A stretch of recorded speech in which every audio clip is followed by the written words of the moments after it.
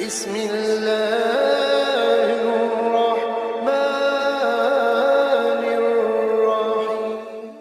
Tidak sia-sia. Mungkin Bunda saat ini yang di rumah mendidik anak, tidak sempat kemana, keluarga kemana. Ini diperintahkan oleh Allah untuk menjaga agar anak ini dipersiapkan jadi pemimpin hebat di kelak kemudian hari. Dari anak-anak inilah akan lahir para penghafal Quran yang solih, yang akhlaknya mulia, nggak sombong, teladan Nabi Sallallahu Alaihi Wasallam, tawadhu, ya, dia rendah hati, tidak sombong, lemah lembut, penyayang, pejuang, tangguh, siap untuk berkorban di jalan Allah Subhanahu Wa Taala. Ya, Bunda, didiklah yang terbaik anak-anak kita. Nah, usia 40 tahun. Nah, ternyata rahasianya apa? Pada usia 40 tahun kok sibuk ngurusin keluarga, ngurusin suami, ngurusin anak, ngurusin hartanya suami. Ternyata beliau diwafatkan dalam keadaan baik, dalam keadaan dibisikkan kalimat tauhid la ilaha illallah oleh anak-anaknya, oleh menantu-menantunya. Mudah-mudahan ya kebaikan senantiasa diberikan kepada kita dan keluarga dan semua yang ikut pada kesempatan pagi hari ini. Nah, amalan apa di usia 40 tahun? Ada 4 hal. Ya, ada 4 amalan yang dilakukan oleh seorang yang usia 40 tahun. Yang pertama adalah introspeksi menyeluruh. Jadi kalau udah usia 40 tahun, saatnya introspeksi yang menyeluruh. Ya, apa yang harus kita lakukan di usia 40 tahun? Ada 3 pertanyaan minimal untuk membantu orang itu melakukan muhasabah. Muhasabah itu, Bunda muhasabah. Ya, ada 3 pertanyaan minimal yang jadi panduan kita untuk melakukan muhasabah ini. Yang pertama, apa yang aku lakukan dari dulu sampai sekarang? Saya itu punya teman SMA ya. SMA ini dulu ndablek. Kedua satu ketika saya diundang untuk reuni. Ya, saya mau datang kayak iya kayak enggak begitu. Tapi qadarullah saya sama istri, ya saya enggak tahu kayak apa, harapan saya bisa membuat maslahat. Begitu saya datang, loh kok begitu, suasananya kok begini begitu. Masya Allah. Apa yang dilakukan ketika saya kenal waktu SMA, enggak jauh beda. Jadi berapa puluh tahun kemudian, tidak ada perubahan signifikan dalam diri orang itu. Kalau sudah usia 40 tahun ke atas, tidak ada perubahan dalam amal soleh. Tidak ada perubahan dalam keyakinan. Buruk perilaku. Jangan-jangan ini rencana Allah untuk mengantarkan ke nerakanya Allah Subhanahu Wa Taala. Hati-hati. Waspadalah. Harus berjuang. Misalnya ditakdirno mati, ya mati. Ditakdirno baik-baik. Tidak, kita berjuang. Nah, introspeksi. Apa yang aku lakukan dari dulu sampai sekarang? Jangan-jangan mulut ini masih berdosa. Makan yang haram, makan masih sambil berdiri, minum sambil berdiri, masih suka gunjing orang lain, ya senang dengan komunitas, bahkan telinga kita maaf, ya, yang senang mendengarkan musik, yang senang mendengarkan kata-katanya orang lain yang nggak ada manfaatnya, maka ini merusak hati kita. Ibaratkan flash disk itu ya, itu dimasukin file-file yang bagus dan virus dan data manfaat itu dimasukkan, kan perang di situ. Maka ternyata virus lebih kuat untuk merusak data itu dibanding data yang akan memakan virus. Nah, itu gambarannya ya. Jadi apa yang saya lakukan mulai dari dulu sampai sekarang? Dulu saya baperan. Dulu saya itu fanatik terhadap kelompok saya. Pokoknya kalau enggak ustadz saya enggak mau. Ya pokoknya dari kecil tradisi bapak saya begini. Ya kalau mau ya silahkan begini, kalau enggak mau ya enggak. Jadi banyak sekarang ini yang dibentur-benturkan begitu. Yang dulu tidak ada seperti itu. Saudaraku, apa yang aku lakukan dari dulu sampai sekarang? Allah ridha, Bunda yang pemarah kepada istrinya, pada suaminya, pada istrinya, ya suami, kemudian anak-anaknya. Nah, apa yang dilakukan sampai sekarang? Itu evaluasi. Kalau salah, evaluasi. Kalau baik, lanjutkan. Kemudian yang kedua, apa yang telah aku lakukan sekarang ini? Saat ini ada yang jadi guru, ada yang jadi pengusaha, ada yang jadi ibu rumah tangga, ada yang jadi ratu pengeluh, ratu pengeluh. Ya, ngeluh, ada ketemu istrinya ngeluh, ketemu temannya mengeluh, di majelis pengajian mengeluh, di status mengeluh. Bahkan sering curhat di medsos. Nah, saudaraku yang dimuliakan Allah Subhanahu Wa Taala, pertanyaan yang ketiga, Kalau pertama tadi apa yang kita lakukan dari dulu sampai sekarang, kemudian apa yang kita lakukan sekarang di kemudian hari. Berarti kita sampai kita nanti kembali kepada Allah Subhanahu wa taala. Apa yang harus kita lakukan? Lahiriah, dohiriah, batiniahnya. Kurikulum spiritual. Kalau kami di pesantren itu membagi menjadi 3 aspek. Yang pertama aspek ruhiyah, yang kedua aspek akliyah, yang ketiga itu aspek jismiyah. Gambaran global Ibu ini. Kurikulum tentang ruhiyah, ya, interaksi dengan Al-Khaliq, dengan Allah Ta'ala. Kurikulum spiritual, kurikulum intelektual, jadi meningkatkan kemampuan, life skill, keterampilan intelektual, jadi kecerdasan intelektual ditingkatkan, banyak baca, banyak belajar, sampai ahli di bidangnya masing-masing, jadi ibu ahli, jadi tukang masak ahli, ya, mendidik anak ahli di situ, belajar Al-Quran, belajar hadis, dan lain sebagainya. Yang kemudian yang terakhir adalah jismiyah, itu life skill, keterampilan hidup, kecapaian hidup. Kalau saya nanti suami meninggal, saya harus mandiri. Apa yang harus saya lakukan? Kalau istri, kalau misalnya pekerjaan mem-PHK saya, ya keluarga, apa yang harus saya lakukan? Saya punya keterampilan. Life skill-nya apa? Pinter masak, ya. Ada pinter yang kerajinan Islami, kerajinan umum. Pinter apa? Saya bisa membuat resep makanan-makanan yang halal dan toyib. Sudah halal toyib, ya. Halal cocok untuk kesehatan bayi, kesehatan ibu mengandung, ya, kesehatan ibu galau misalnya, ya. Ada masakan-masakan yang murah meriah. Ya, kesehatan. Oh, saya bisa keterampilan tibu nabawi. Ya, minimal bisa meresepkan orang kalau sakit karena disihir, sakit karena non medis, itu bisa merekomendasikan dan membantu mereka, minimal untuk keluarga saya dan lain sebagainya. Nah, ini life skill, keterampilan hidup, ya, keterampilan hidup yang lain-lain, ya. Banyaklah. Kemudian kalau sudah tahu apa yang dari dulu sampai sekarang kita lakukan apa? Kemudian pertanyaan yang ketiga, yang kita lakukan sampai kita meninggal apa? Nah, ini yang perlu kita introspeksi diri. Semakin dia cermat di dalam menjawab ketiga pertanyaan tersebut, maka kadar kemanfaatan yang akan dia capai di dalam kehidupannya semakin besar dan semakin cepat mendapatkan nasihat yang dapat membantu masa depannya. Nah, yang kedua, apa yang kedua ini? Yang kedua adalah berpikir serius untuk mewariskan sesuatu yang bermanfaat. Ya, wariskan sesuatu yang bermanfaat. Ya, ajarkan anak-anak ini untuk taat kepada Allah Ta'ala. Ya, ajarkan anak-anak ini untuk tetap istiqomah, tangguh. Jadi pelajar-pelajar yang tangguh.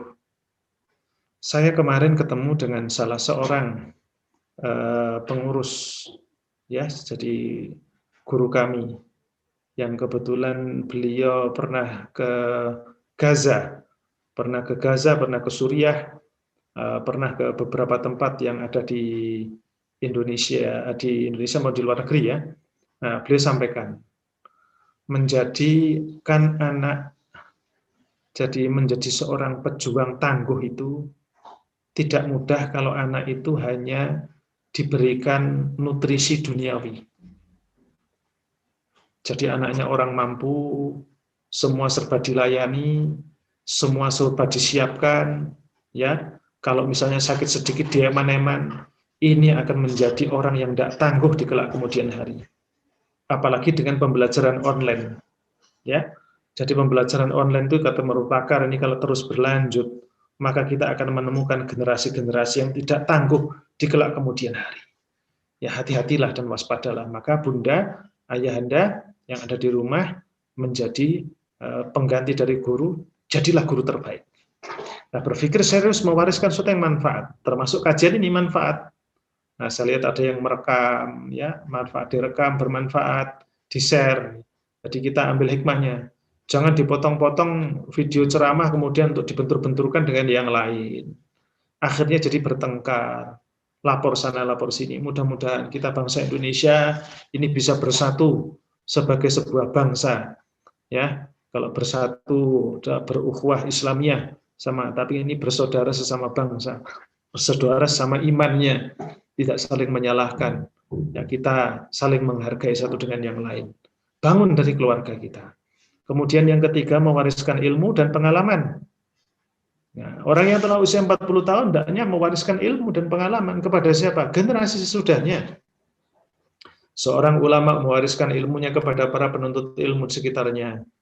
Jadi kalau seorang alim, ibunda ini sholatnya bagus, gerakannya begini, karena pernah belajar bagaimana bersuci. Yang paling penting, yang nanti akan dihisab tulus sholat. Pernah kita membayangkan, kenapa sholat itu takbir kok tangannya diangkat? Itu dari mana itu? Pokoknya guru saya begitu. Nah, kita sudah mulai dari bijaksana. Ada yang tangan itu diangkat takbirnya sejajar dada, sejajar pundak, ada yang sejajar telinga. Oh, ada riwayat hadisnya semua begitu.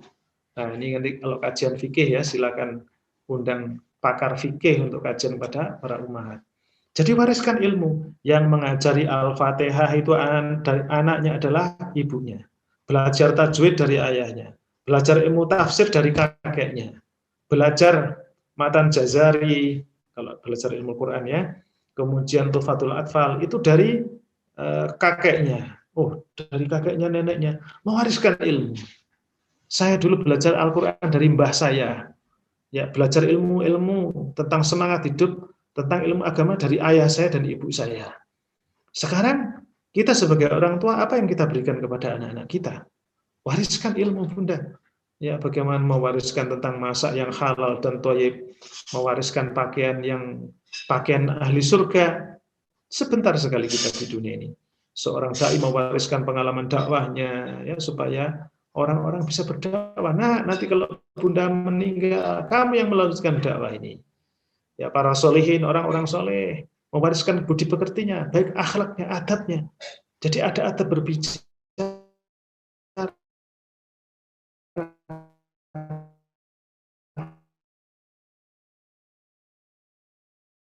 Berbeda, Nabi itu makan tidak di atas meja.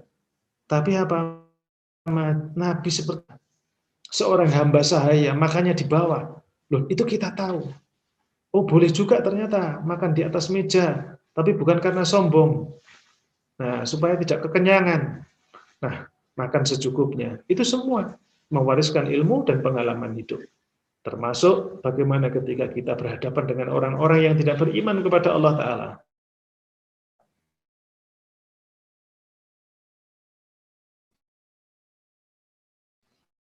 Kepada temannya, halal nggak thayyib lagi. Maka gajinya habis untuk berobat. Padahal sesungguhnya kalau dia punya manajemen tentang makanan, manajemen tentang diri, ya, manajemen pengelolaan makanan minuman yang sehat, maka jadi sesuatu yang luar biasa bagi keluarga. Wariskan. Para bunda, ya Anda, para orang tua mewariskan takwa, cerdas, dan mandiri kepada anak keturunannya. Ketakwaan, wariskan ketakwaan. Wariskan intelektual yang baik. Kemudian jadikan anak kita mandiri. Jangan jadi anak yang bersandar kepada jabatan, bersandar kepada harta orang tua, bersandar kepada pertolongan orang lain, bersandar kepada siapa? Belas kasihan orang lain. Tetapi mereka mandiri. Sejak kecil sudah kita latih untuk mandiri.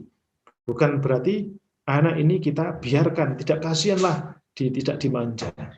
Orang yang dididik dengan keserbaadaan, dia tidak akan menjadi anak yang tangguh. Nah, para bunda, usia 40 tahun itu sudah mulai mewariskan ilmu pengalaman. Kemudian yang terakhir, pembaharuan dalam seluruh aspek kehidupan. Sudah saatnya lah kita ini memperbaharui semua yang ada di dalam diri kita. Ya. Nanti mungkin kalau ada tanya jawab, monggo. Pembaharuan ini reformasi diri. Apa? Reformasi iman.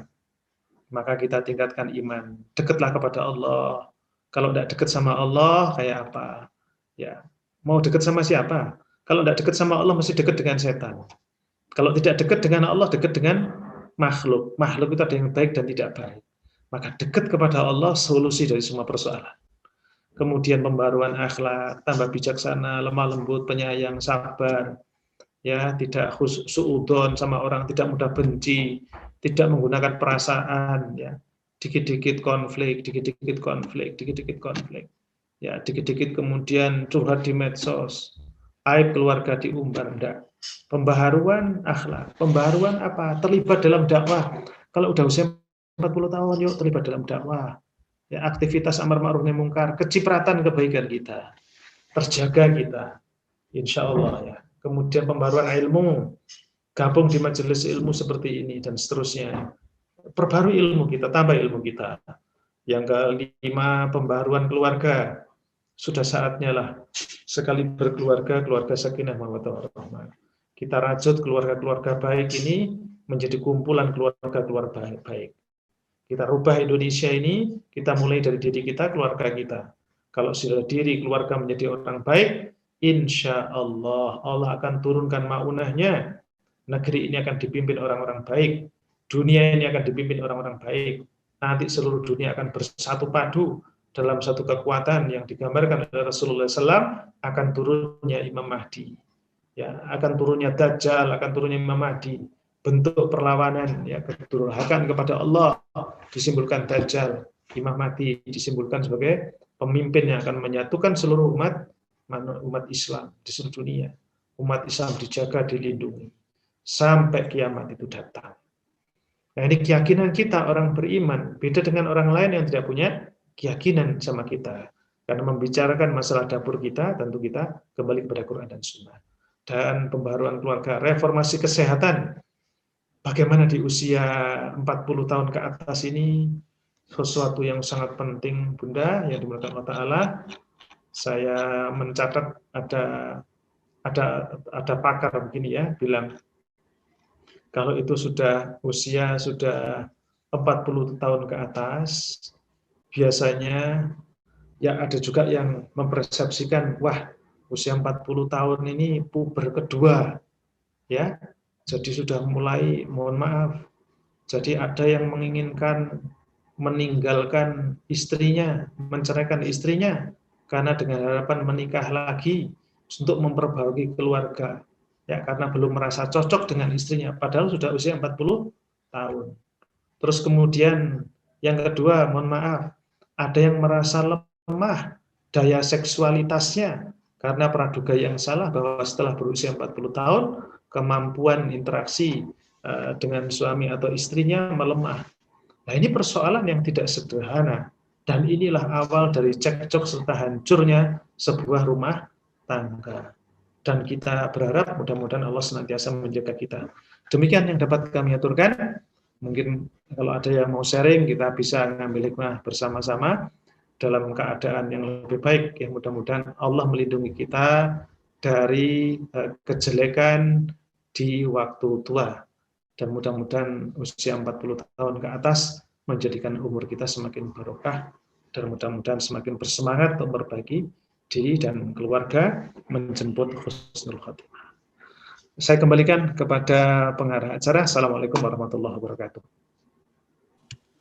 Waalaikumsalam warahmatullahi wabarakatuh. Mungkin ibu-ibu, bunda-bunda ada yang ingin bertanya secara langsung, bisa juga melalui chat.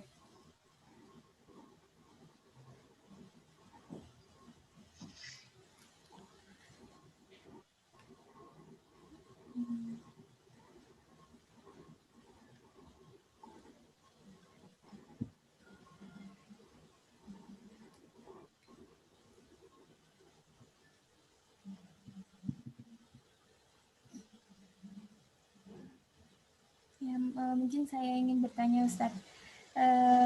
Kalau mungkin seperti tadi yang disampaikan, kadang orang tua itu menakut-nakuti anak dengan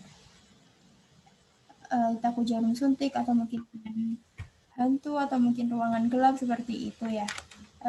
Kalau misalkan saya sebagai yang melihat kondisi seperti itu dalam keluarga, sebaiknya apa ya setiap langkah yang bisa kita hadapi? Oke. Jadi kalau misalnya kita punya anak, kemudian anak itu kita didik dengan ditakut-takuti dan lain sebagainya, langkah konstruktif apa yang bisa kita lakukan saat ini.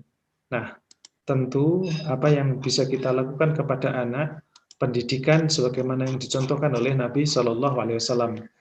Mungkin yang sempat kita kaji beberapa waktu yang lalu ya, bagaimana membangun karakter anak, bagaimana mendisiplinkan anak.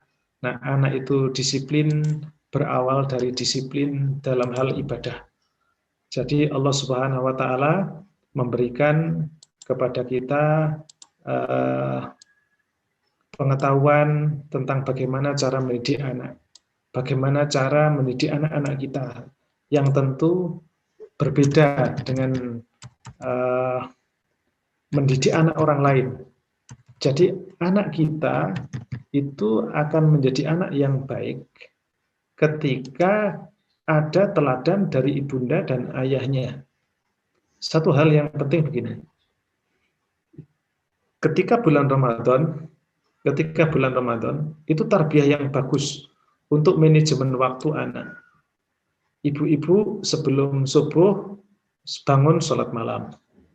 Kemudian setelah sholat malam, apa yang dilakukan? Makan sahur, sholat ke masjid.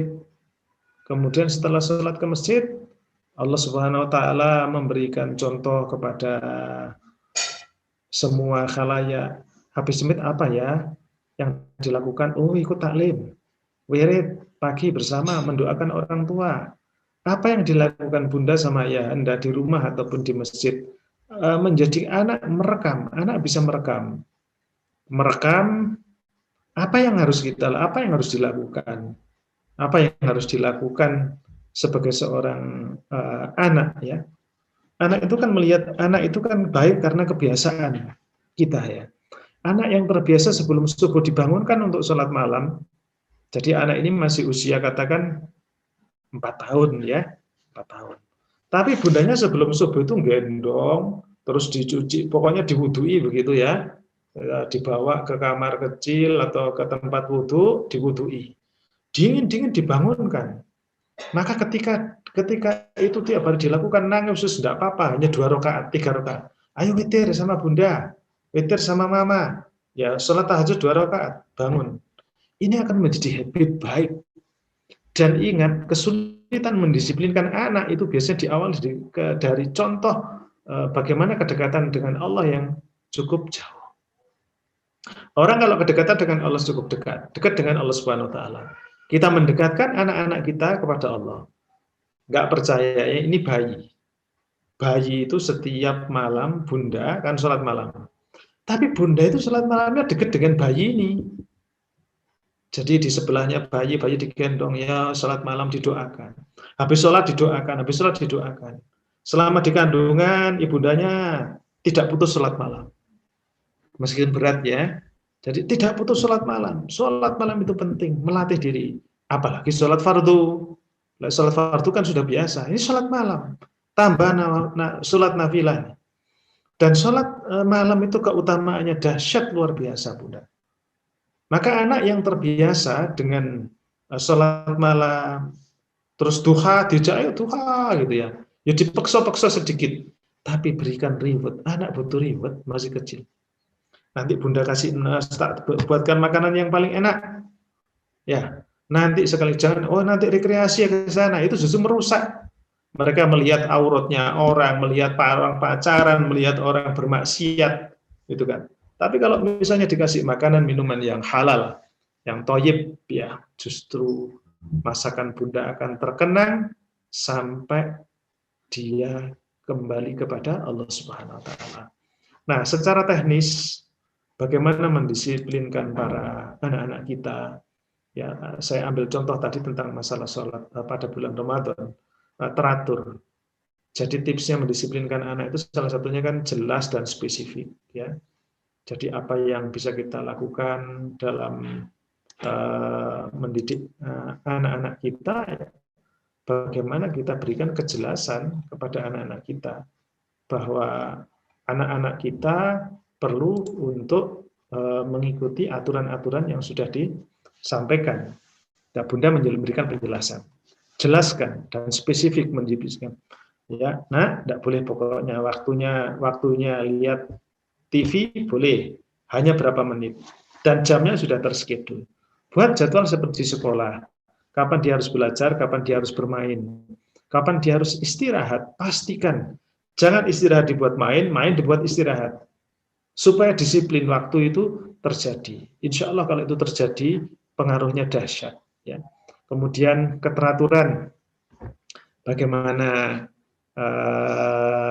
keteraturan yang bisa kita berikan contoh kepada anak-anak kita, keteraturan hidup Bunda, ya keteraturan di rumah tangga, keteraturan dalam memberikan pelayanan, keteraturan dalam pendidikan, jadwalnya ikut TPQ waktu ngaji, tidak waktu nangis itu sudah gawani bayi. Semua anak kalau dilarang yang diasik itu, yang penting dia dipahamkan supaya Allah yang